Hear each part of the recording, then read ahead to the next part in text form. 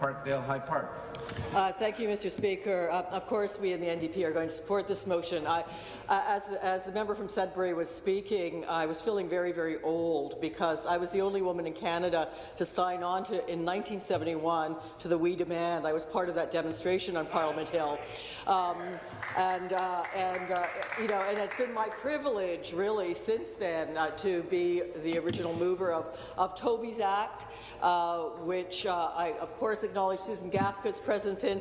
But, Mr. Speaker, of course, I also have to acknowledge it took 5 different tablings, 5 different times, before we finally got that passed to the House. And I want to address this motion on 3 major levels. But first to say that, Toby's Act has phenomenal ramifications. When you add gendered identity and gender expression to a human rights code, they're not just pretty words. They actually have legal ramifications. And it was my honour to sit at an evening with lawyers from across Toronto with a law society, all of whom were practicing law based on Toby's Act. Things like changing dress codes, things like washroom and the way washrooms are labeled, transition policies and health codes for large companies, and of course lawsuits.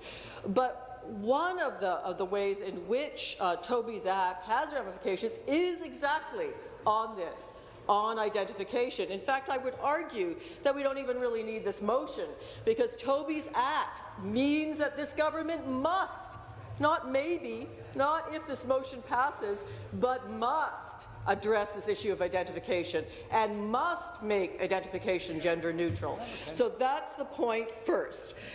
Second of all, I want to point the issue of this motion going maybe not as far as it should, because the member, and I know with great intention, mentions updated, amended, or replaced identification. I would warrant that we can't wait, that particularly for the trans community, that needs to be immediate. For the trans community, this can be the difference between life and death. Trans folk, as you know, as a member from Sudbury would know, are the victims of violence.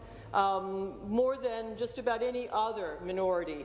Trans folk live in poverty more than any other minority, about 50% poverty rate. Trans folk attempt suicide more than any other minority. And by the way, it's trans or transgender, not transgender, so just saying.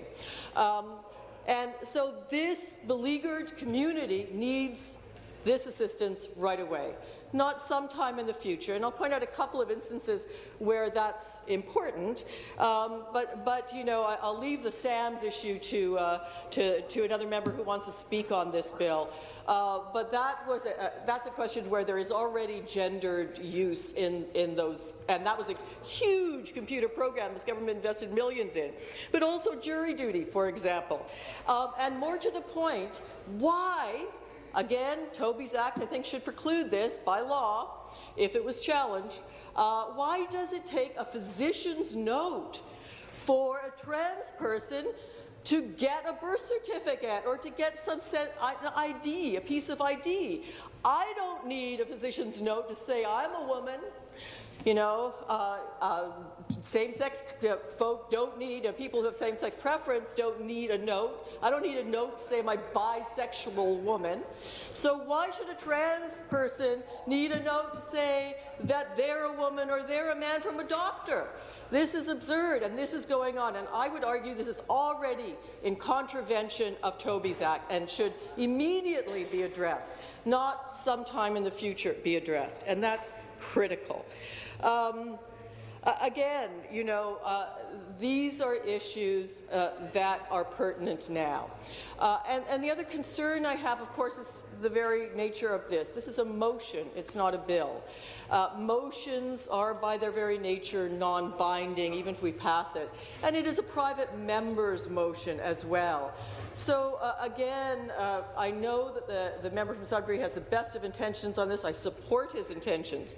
But what I would like to see, and I think what we would like to see in the New Democratic Party, is that this be a government initiative immediately.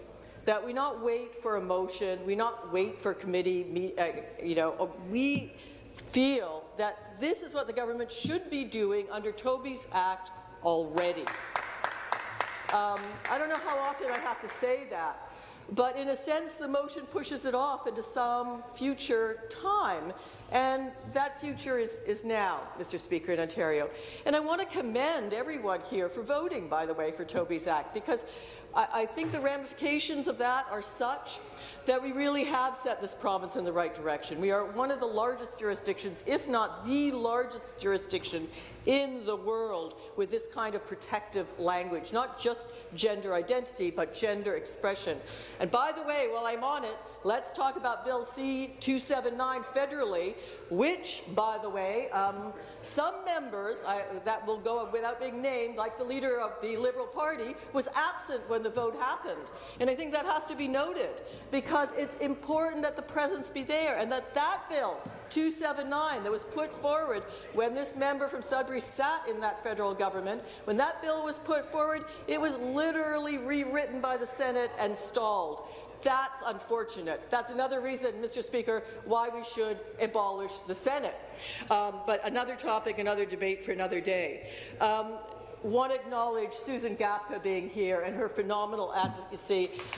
Not only Susan's advocacy, and she would be with me on this, but the Trans Health Lobby and TG Interselves, one of the best trans lobby groups in the province from Sudbury, who were absolutely, unequivocally active around the Bill 77 to ban conversion therapy. In fact, my meeting with them in Sudbury really kind of coalesced my views around the fact that that bill needed to come forward.